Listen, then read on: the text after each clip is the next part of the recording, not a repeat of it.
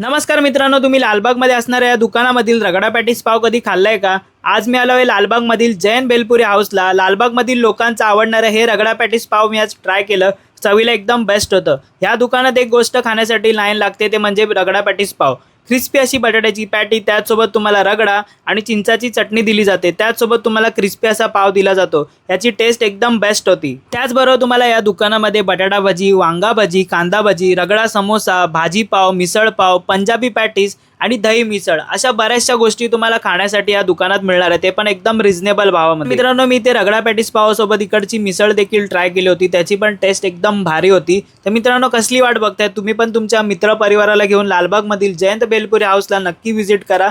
इकडचा ॲड्रेस मी तुम्हाला व्हिडिओच्या पुढे आणि कॅप्शनमध्ये दिलेला आहे.